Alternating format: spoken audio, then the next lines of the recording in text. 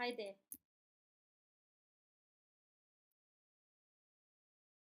Okay. A very, very good afternoon to you all.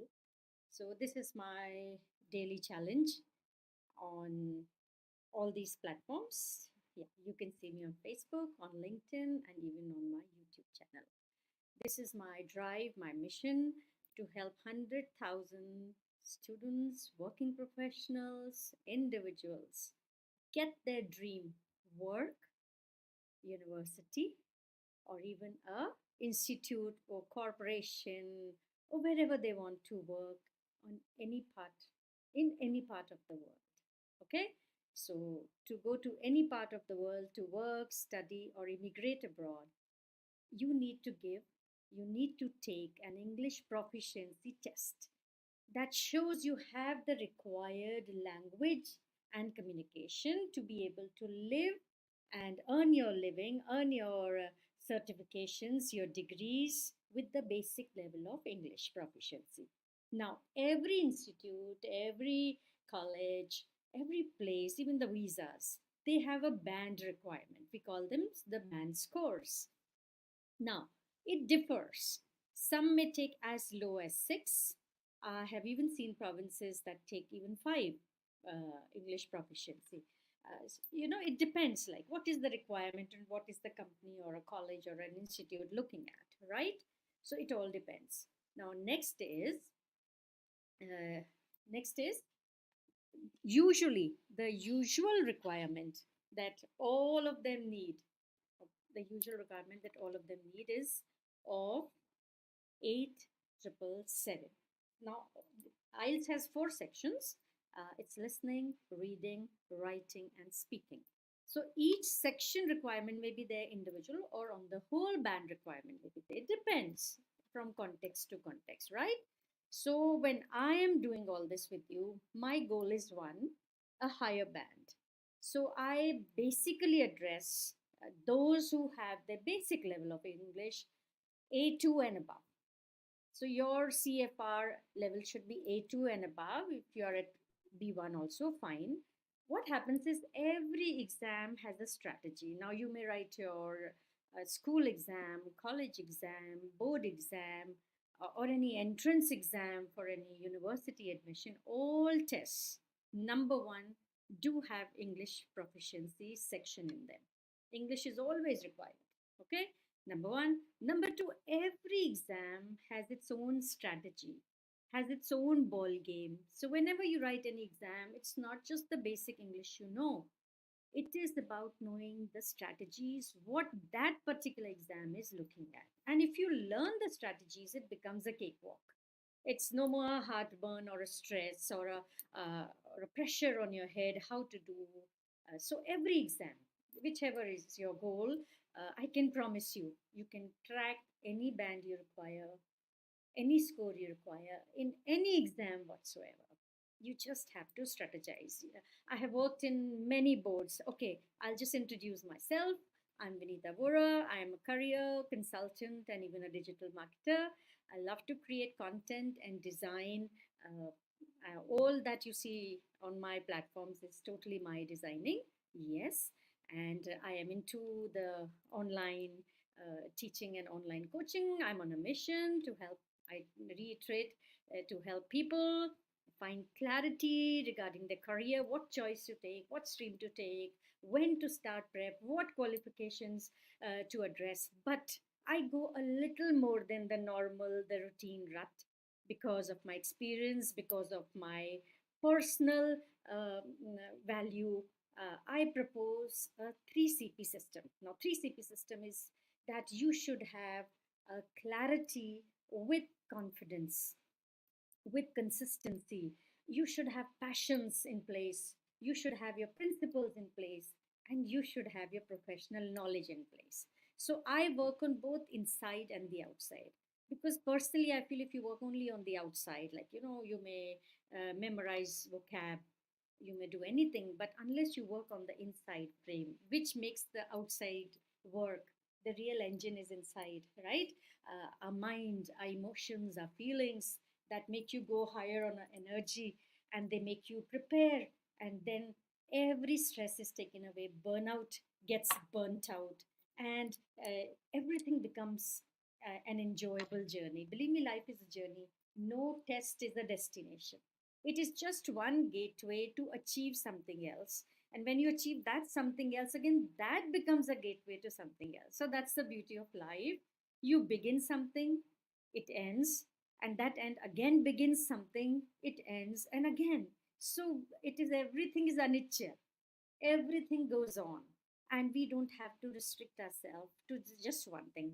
Presently we are focusing on IELTS, English vocab, and these reflections which I'm talking to you, right? So let's go to my three mistakes which I've been talking about right now. Today I'm going to talk about the mistakes that test takers make while writing, while the speaking test, sorry.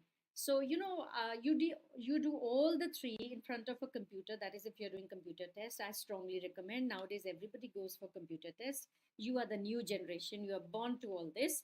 Now every school has a compulsory computer education. In fact, we have gone ahead far beyond computer. Now children are learning coding in class 1 and 2, which is hilarious, but it is so, the world has changed. So when you go for the fourth speaking test, it's in the physical environment. You'll be meeting an examiner. You will actually go there. So it is not just your speaking skill. It is your body language.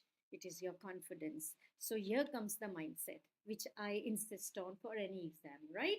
So when you go for the speaking test, mistake number one, giving overly short or one word answers. Now, mark it, you are there to exhibit your speaking proficiency.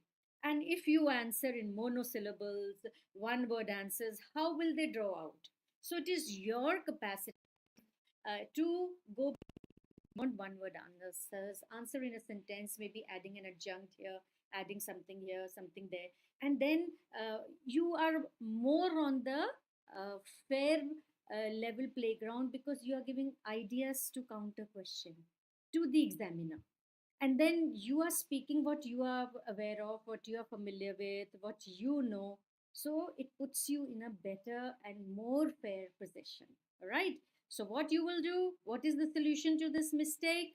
Expand on your answers and give explanations, preemptive explanations, proactive explanations. You can corroborate what you are saying in your answers as you are answering the examiner. Mistake number two, you memorize answers and sounding rehearsed. Imagine many students in their frantic frenzy, in the panic, they learn they by heart. Now, come on. English is a language. You don't learn it by heart. But I'll share a secret with you. When I was young, if ever I came across any good sentence, beautiful English, literally English, metaphorical English, I would try to commit it to my memory. But then I would try to digest it, absorb it, and make it a part of my language, implement it, execute it, and not just go and use it, particularly in any formal context. Now you're writing this exam, it's a very important exam, you've paid money for that. So you will not just experiment in the examination hall, do all the experimentation before that, right? So memorize answers, but not use them unless you have practiced them, implemented them in the examination hall or in front of the examiner. Next, your mistake number three, not asking for clarification if needed. Now, at times, we hesitate. You may have not heard the examiner correctly. There may be accent problem. There may be you are not focused. Maybe you are distracted by something. Now, the question has gone past. You are not sure what it is, and then you remain silent, and then you start blabbering. You start floundering. You will say anything and everything that comes. Now, there you've lost your chance. So, in case you have not heard anything properly, if you have not followed anything properly, ask. Never hesitate in life. Ask what is required, what is the examiner wanting you to talk on, right? So, this usually happens in the third part of the speaking skill. So, you don't hesitate, ask for a clarification. Ask the examiner to repeat or clarify. Okay, and now we go to our next part of it, and that is the IELTS vocabulary. So, since we are dealing with 25 words every day, I reiterate what is our goal? Our goal is 5,000 words. I will not stop my live sessions till I have reached 5,000 words in my laptop. I'm keeping a track of it. Every day, I usually pick up 25 to 30 vocab words. Even as I'm speaking, I'm incorporating many, using many, and I try to revise of the bygone days words in my sessions here when I speak to you, so that it's a good recap and a revision for you, right? But every day, in case you want the list, do comment and ask for the list. I'll share it with you. You can share your, um, you can DM me, you can send me your email number, and I will share the list as we are making. You can keep in step with me. Okay, on this platform, I'm not charging. So in case you want to economize, don't want to spend, don't do it. We are here and we will do it together. If you're good English level, I'll help you come out. Yes, it may be a little longer, Paul. So if you have time on hand, no issues at all, right? So we go. We Today my topic. Usually I take a topic. Yesterday was water bodies. Day before on Saturday. Okay. So today I take words related to education vocabulary, terms and definitions. So what is the education vocabulary? The words are four words here. And then we'll go further. Number one word is qualification. Now, you keep hearing about qualification. Now, what is qualification? So, qualification is the official record showing that you have completed a following course. So, whenever you apply for anything, for work, study, immigration, there is a qualification slot there which wants you to fulfill that before you even think of applying. Okay, why waste time and effort of those people who have to address your applications and even yours? So qualifications, you have to look at the qualifications, make yourself ready for that, prepare for that, and then apply for anything related to going outside. Okay, migrating or even to study. Next word is literacy. Now, what is literacy? Literacy is actually the ability to read and write, basic ability to read and write. Literacy doesn't mean high education, low education, secondary. It just means that you can read and write. Your maids can read and write. Your people, the labor class can read and write. So that is the literacy drive we talk about in the country, in our land. That nobody, this is called saksharta. Everybody is sakshar. They can read, recognize the words, and even write their names. The basic knowledge should be there. Every human being, it should be a right. It is the right to them. Next is the gap year. Now, you must have heard some people talk about gap year.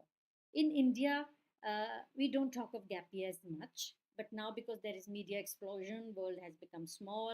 What happens here is known to everyone. What is known to everyone is known to us also. So gap year is usually what happens, particularly in the Western world. Children take a year out between the high school and the university. This makes a very interesting reading. You can Google and find out. Some countries like Israel, a lot of children take that gap year. How they perceive is, now you've done your schooling for 12 years, you need a reflection time. What you want to do and go for further? Has it to be university education because you want to become a scholar, go to academics, or take the required qualifications with your goal in mind, or you want to go for vocational, something hands on? But in our country, it's a little different ball game. After 12th, it's presumed and assumed that every child will enroll in the university, right? So we usually don't take a gap year. And if there occurs a gap year, you have to give a solid explanation, and it does not go down well within our country. But never mind, whatever the reason, now because education is being stressed upon, even in lower classes, if there is a gap, there are mandates by the educational ministry that You can go for open education, you can go for anything. So now gap years don't make a big difference due to any circumstances, illness, disability, some calamity. What happened if a gap comes? Children need more help than ever. Okay, at times children fail in their usual university examinations. Okay, so it doesn't matter. So you've taken a conscious gap year or it occurred because of certain reasons, it doesn't matter. So it's taking an year out. Basically, gap year means year between high school and the university. That's a literal definition. Now, kindergarten. What is KG? Is kindergarten, GARTEN. It's a preschool education. It's a must. Even our country, even outside, you call it KG or kindergarten. Next, we go to the words. Okay, so we've done 4 words here. Now we go to fifth word today, which is curriculum. What is the word? Curriculum. What is curriculum? It is the subjects comprising the course of study in a school or educational institution. Now, when you have arts curriculum, you choose subjects from the art stream in our country. If you have humanities stream, your curriculum will be from the humanities stream and your subjects will be there. So curriculum, the school's curriculum includes core subjects like math and English. It's compulsory in our country, as well as elective courses. It could be in art and music. Now, understanding the importance of a balanced curriculum is essential for discussing education related topics in the IELTS speaking test. Okay, particularly. So, you have to have awareness. See, any exam, it's not just about getting the knowledge. You should have the peripheral, the contextual, the background knowledge too. So, you can't be just a little robo there who knows only this much, this much. No, no, no, no, no. Especially when you do your writing, when you even do your reading, when our comprehension is based on our past experiences, on our education, past education, and your preparation. So all this becomes holistic. So you need a balanced approach. So the importance of a balanced curriculum is essential for discussing education related topics in the IELTS speaking test. Next is the pedagogy. Now this word is pronounced differently by different people. Basically, it is pedagogy. See the funniness of English language. One is G, one is J, but both are G, right? So remember this, committed to your mind. It is pedagogy. Okay, not pedagogy. It is pedagogy. Now, the method or practice of teaching. What is pedagogy? It's the method. The modern pedagogy emphasizes student centered learning and active engagement in the classroom. Yes, the modern school are gone are the days when it would be a monologue by the teacher. It was a lecture by the teacher to the students. At times she wrote. In fact, I remember back here when we were on inspection checking our teachers, we noticed how much she wrote on the board. I'm talking of 30 years back. But now we check when we are on rounds today. What do we check? We check how much is the interaction happening between the teacher and the students. The more, the merrier. Okay, so you learn to interact, and that's learning. So that is pedagogy, method or practice of teaching. Candidates may be asked to share their views on effective pedagogical approaches during the IELTS speaking test. So you got to prepare for this. What do you think about them? What would be the pedagogical approaches? What is practice in our schools? There are different boards now, national boards, international boards. So what is the difference in pedagogy of each board? Is it CBSE? Is it ICSE? Is it Cambridge? Is it IB? How are the differences brought out pedagogically? So you should be aware and alert about them. Okay. Next we go to literacy. I wonder if I can share my stream. I'll try to share my screen here. If you can see it, it would help you more. Yeah. Okay, yeah, yeah. Okay, so next word is literacy, which I have already taken, the ability to read and write proficiently. Next is accreditation. Now you should be very mindful of this word. Whenever you apply to any university, it should have accreditation. Whenever you go for any course, make sure it has accreditation. So official recognition that a school or program meets certain standards of quality and regard. So there should be accreditation before you launch yourself abroad. You go in the big wide world unknowingly with little awareness would be little dicey, would be little risky. So know it all. Accreditation ensures that students receive a high quality education that is recognized and respected by employers and other institutions. Now you're going all out. Make sure that university is accredited. Candidates may encounter questions about the significance and accreditation in the IELTS speaking test. So you see, speaking test is not just learning to speak English. It's more about amassing knowledge also. It's a knowledge test also. You can't throw flukes. You can't just ramble on. No, you have to know what you're saying. And in case you don't know, accept it, acknowledge it, instead of just blabbering and playing blind. It is least advisable. Okay, next, plagiarism. Very important. Very important. You're going into the Western world. What is plagiarism? It's the act of using someone else's work or ideas without proper acknowledgement.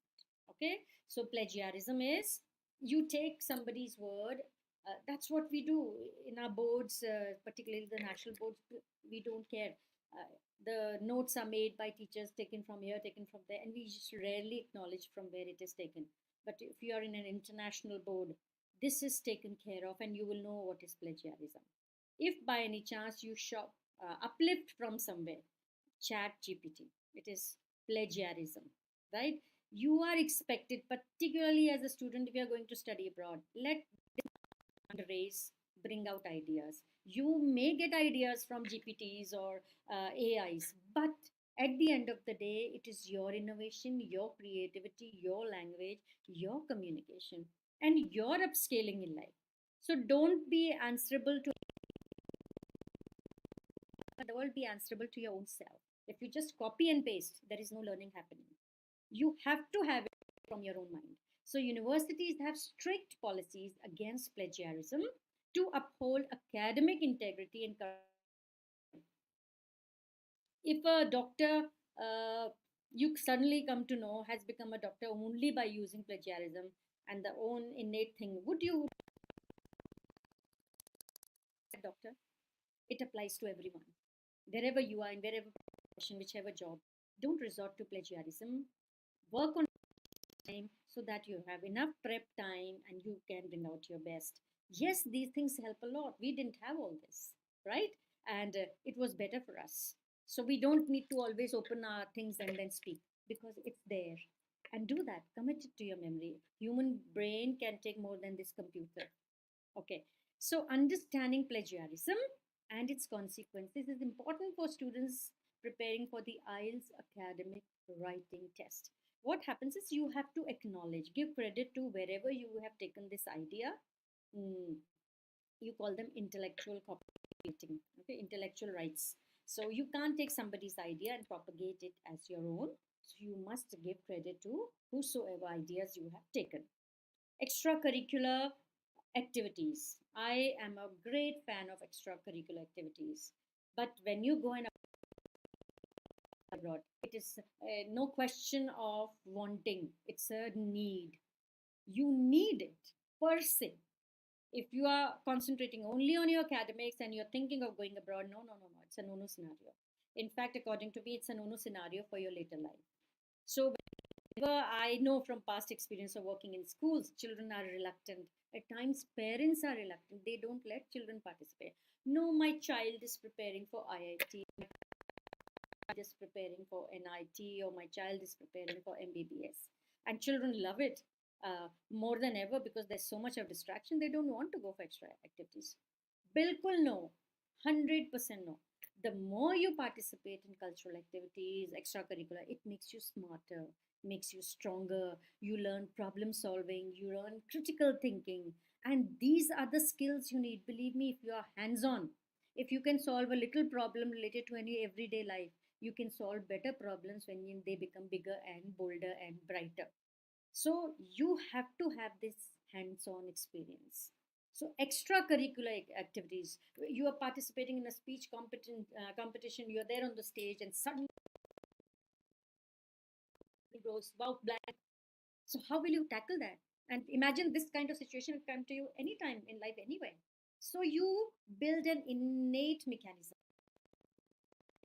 metal, to fight all this. So all for it, go for extracurricular activities, activities pursued outside of regular classroom instruction, such as sports clubs or volunteering. Most important is volunteering.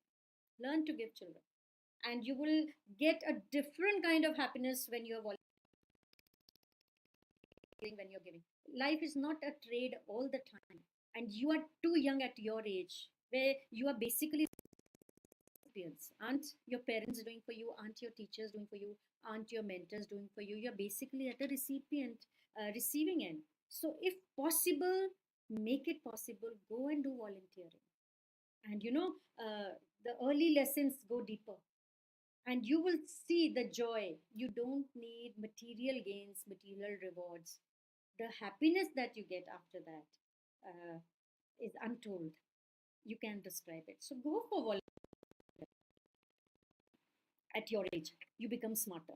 Participating in extracurricular activities can enhance students' social skills, leadership abilities, overall well being. Discussing the benefits of extracurricular involvement may be relevant in IELTS speaking. So, all this will help you in your speaking test. So far, particularly, I address the children who are in 10th grade, children who are in 11th grade, the preschoolers, okay, and the children who are in 12th grade. Come on, get your loins up and start. Uh, Create a special action plan, create your special timetable which has a lot of room for activities. They will refresh you, they will prepare you, and they will bolster you. It is very much required. Okay? So don't take it as just extracurricular. It's a wrong word. I would change it to not extracurricular. I would change it to ultra curricular activities. You need them beyond the academics. Okay. Next is graduation. Now you all understand what is graduation. It's the ceremony or process conferring degrees or diplomas upon students who have completed a course of study. It doesn't happen in our universities, but yes, the liberal arts colleges and the professional colleges, they do conduct graduation here. In America, all universities have graduation ceremony. It marks the culmination of years of hard work and academic achievement for students. Candidates may be asked to describe the graduation experience in the IELTS speaking test. Okay, so you may be asked to describe your graduation in the IELTS speaking test. So do have something up your sleeve. Be ready. International boards, they have graduation ceremony. Okay, so you should be able to speak about it. Next is scholarships. You all understand what is scholarship. It's financial aid awarded to students based on academic achievement, their financial need, or other criteria. Always look for scholarships. If it eases you burden, right now you're dependent on your parents, right? Right now you don't have active sources of income. So do look for scholarships. They can help alleviate the financial burden of attending college or university for students. Discussing the availability and importance of scholarships may be relevant in the IELTS writing task too. You may get a question, something related to this. But yes, if you have the ability to pay, I would recommend those who cannot afford it avail of the scholarships. It would be unfair on your part, if you can afford it, to take somebody else's scholarship. Okay. Next, distance learning. You know what is distance learning, which has become a way of life today. Education delivered remotely. This is what I'm doing. Okay? Typically through online platforms and virtual classrooms. So distance learning has become increasingly popular, offering flexibility and accessibility to students who cannot attend traditional classes. Candidates may be asked to discuss the advantages and disadvantages of distance learning in the IELTS speaking test. It could come up in writing also. Anything could be related anywhere. So you should have your own value system, your own principles, your own reflections, your own opinions about things. Yes, you may hear, but then come out with what resonates with you, what makes you tick. So everything should be personalized. So don't become a generic. become what you are, a unique person. We are all born unique. Stay that unique person. Okay. Next is academic research. I'll just check my time. I'm going pretty slow today. I don't want to overdo. Oh my God, it's 30 minutes already into this. So I will stop wherever I am today and we'll carry on later on. Perhaps today there were more reflections. I have a few more. Yes, yes, doesn't matter. I'll continue with these tomorrow and then carry on with the others. Maybe I'll quickly through them. Academic research, then there is higher education, academic achievements, student enrollment, classroom management, academic integrity, graduation ceremony, the campus life, academic own, and then academic program. I deliberately selected these words because you're preparing to go out. You should be familiar with these words as if you know them. They don't get so much usage in the national boards here, but yes, in national boards, you've heard of it. Liberal arts colleges, maybe you've heard of it. It depends which university you're going and your environment, right? This I end my stream today, and I shall see you again tomorrow, same time, same platforms. I hope you have started making notes and you are writing how many you are imbibing. The goal is 5,000 words. All the best. Have a wonderful day.